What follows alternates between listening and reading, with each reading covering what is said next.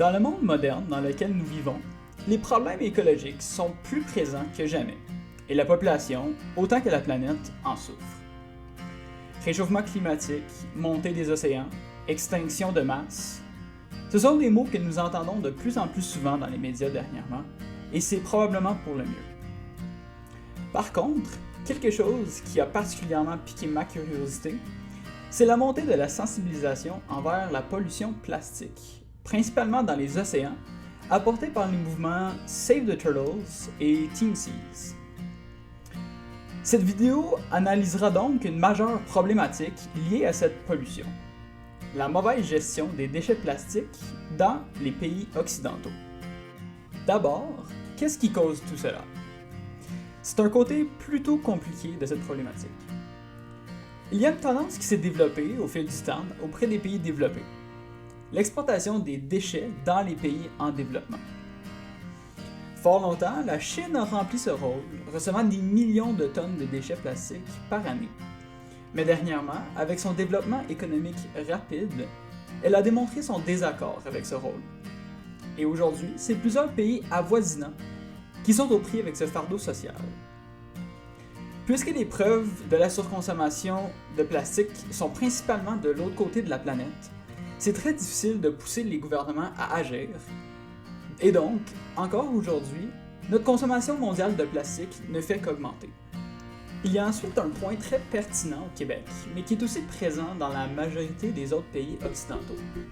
C'est le manque de normes et de réglementation pour ce qui en est du recyclage du plastique. D'abord, il faut comprendre que internationalement, on a le triangle de Mobius qui sert à catégoriser ce qui est recyclable ou non. Et la majorité des entreprises ont carte blanche pour ce qui en est de l'utilisation de leur propre plastique. Donc, soit qu'ils vont mal utiliser le triangle de Mobius, ou tout simplement, ils ne vont pas l'afficher sur leurs produits. Ensuite, dans le cas du Québec, les villes sont laissées à elles-mêmes avec leur MRC pour ce qui en est de la gestion des déchets plastiques sur leur territoire. Ceci cause que, dans une ville à l'autre, on ne recycle pas nos plastiques de la même manière, donc il faut toujours s'informer pour s'assurer qu'on fait la bonne chose. Prochainement, même dans cette vidéo qui parle de la gestion du plastique, vous entendrez parler de la pandémie. La production et la consommation de plastique a augmenté en flèche depuis le début de la pandémie de COVID-19. Masques, gants jetables, tests rapides. Presque tout est fait de plastique à usage unique et jeté directement dans les dépotoirs. Évidemment, il y a aujourd'hui des services de recyclage de masques disponibles, mais pas à l'échelle de la province, et souvent les écoles ou les entreprises qui veulent les utiliser doivent débourser les frais de recyclage de leur propre poche. Résultat, les dépotoirs se retrouvent remplis de déchets plastiques pandémiques qui prendront des décennies, si pas des centenaires, à se décomposer. C'est bien beau de savoir ce qui cause la pollution plastique, par contre, il faut savoir ce qui arrive avec tout ce plastique et quelles sont les conséquences liées à ça. D'abord, la majorité du plastique qui est mal géré et qui ne se retrouve pas dans les dépotoirs se ramasse dans les cours d'eau qui les amènent vers les océans. Il y a des grands courants qui font des agglomérations de déchets plastiques à la surface des océans, et le plus connu, c'est le fameux continent de plastique dans le tourbillon du Pacifique Nord. Les plastiques dans ce tourbillon, comme la majorité des plastiques sur les terres aussi, se prennent des décennies, voire des centenaires à se décomposer dans l'eau, et c'est un long processus qui va graduellement les rendre de plus en plus petits. Rendus des microplastiques, donc à moins de 5 mm de diamètre, les plastiques sont souvent confondus pour de la nourriture par les poissons qui vont les ingérer. Et ensuite, on se retrouve avec un grand problème où le plastique se ramasse dans notre chaîne alimentaire. En effet, près d'un tiers de la population mondiale a besoin de la pêche comme source primaire de nourriture. Donc, les êtres humains finissent par consommer du plastique qui se retrouve dans les poissons qu'ils pêchent. Ensuite, il y a ce qu'on appelle des nanoplastiques, donc des plastiques qui sont à moins de 100 nanomètres de diamètre. Et ces plastiques se retrouvent souvent dans l'eau que nous buvons, parce qu'ils sont trop petits pour se faire filtrer par les systèmes de filtrage municipaux. Donc, l'eau que nous utilisons pour irriguer nos terres, hydrater notre bétail ou juste pour boire nous-mêmes, se retrouve avec des millions de microparticules de plastique à l'intérieur. L'Organisation mondiale de la santé n'a pas encore donné son avis sur ce sujet. Donc ce n'est pas encore certain si ça a des effets sur la santé de l'être humain.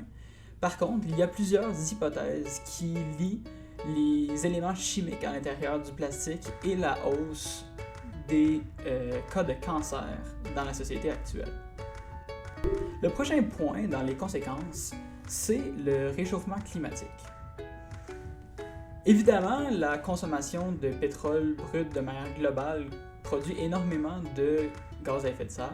Par contre, la décomposition des plastiques produit aussi beaucoup de CO2, donc de dioxyde de carbone, et de méthane dans l'atmosphère, donc deux des principaux gaz à effet de serre à l'échelle de la planète. Par contre, présentement, ce n'est pas utilisé dans le calcul pour les montants total de gaz à effet de serre qui sont produits par chacun des pays. Donc, on ne peut pas avoir une estimation de la quantité de gaz à effet de serre que ça produit réellement. Par contre, ce que nous pouvons savoir, c'est que le transport des déchets plastiques et autres types de déchets des pays industrialisés vers les pays en développement, ça consomme énormément de carburant pour les bateaux qui transportent ces millions de tonnes de déchets à travers les océans. Ensuite, il faut voir que tout n'est pas noir et déprimant. Il y a évidemment des solutions possibles. Donc la principale, étudiée par beaucoup d'économistes et d'environnementalistes réunis, c'est le concept d'économie circulaire. Donc, l'économie capitaliste dans laquelle nous vivons est basée uniquement sur le concept de jeter ce qu'on n'utilise plus au lieu de le réparer. Ceci fait qu'il y a une rotation rapide des ressources premières qui vont être jetées par après. C'est le cas des plastiques, entre autres, surtout avec les plastiques d'emballage qui sont uniquement utilisés pour accompagner les contenants. Donc, la seconde qu'ils sont déballés, ils seront jetés. L'économie circulaire pourrait trouver une solution justement pour revaloriser ces plastiques. Car à l'échelle mondiale, plus de 50% des plastiques produits sont des plastiques d'emballage, donc des plastiques à usage unique qui ne peuvent pas être recyclés. En plus de cela, il y a des avantages économiques à la revalorisation des plastiques dans une économie circulaire. En effet, la majorité des entreprises qui produisent des biens qui utilisent des plastiques doivent les importer d'autres pays.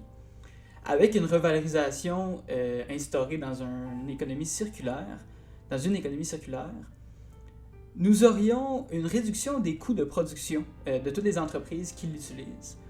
Donc, au lieu de devoir importer des produits qui viennent d'ailleurs, nous les aurions directement dans le pays de production. Pour la prochaine partie, on pourrait s'inspirer de nos alliés les pays nordiques. Et oui, encore une fois, ils font mieux que nous. Cette fois-ci, nous pourrions nous inspirer de la Norvège, qui a un système de recyclage des plastiques extrêmement efficace. En effet, ils recyclent plus de 95% de leurs bouteilles de plastique sur la longueur de leur territoire. Donc, leur système de recyclage est à 2 étapes. D'abord, ils imposent une taxe environnementale et évolutive à toutes les compagnies qui produisent sur leur territoire. Simplement expliqué, cette taxe coûte plus cher aux entreprises, plus elles polluent. Donc, les entreprises sont incitées à être plus environnementales au niveau de la production et du choix des matières premières qu'ils utilisent. Ensuite, la deuxième partie est de manière plus personnelle à chaque citoyen. Donc, l'État paye un montant par mois directement à chaque citoyen, dépendant du poids de plastique qu'ils ont recyclé ce mois-là. Ceci pousse chaque citoyen à vraiment réfléchir à non seulement quel type de plastique ils décident d'acheter, mais aussi de faire plus attention lors de la gestion de leurs déchets à la maison. Clairement, c'est un système qui fonctionne très bien. Donc en conclusion, j'espère que cette vidéo vous aura éduquer un peu sur la grande problématique de la gestion des matières plastiques dans les pays occidentaux. Évidemment, individuellement, comme citoyens, nous pouvons faire plus attention au type de plastique que nous décidons d'acheter. Donc, essayer d'acheter le moins possible de produits suremballés dans du plastique à usage unique et plus de produits emballés dans du plastique qui va être recyclable. Ensuite, vous pouvez faire plus attention à la maison lors de votre gestion de déchets, que vous mettez bien les bons plastiques dans le bac de recyclage. Donc, dans le cas ici au Québec, tous les plastiques sont recyclables à l'exception du 6, donc avec le triangle de Mobius. Enfin, si vous êtes un peu plus motivé, vous pouvez facilement aller voir vos municipalités pour les inciter à commencer à recycler certains types de plastiques qui ne le sont peut-être pas. C'est sûr, d'avance, informez-vous dans vos municipalités individuelles. Si vous avez d'autres questions, vous pouvez toujours m'écrire. Je vais mettre mon courriel dans la description. Et vous pouvez retrouver toutes mes sources dans le rapport de recherche que je vais aussi mettre dans la description. Merci beaucoup et bonne fin de journée.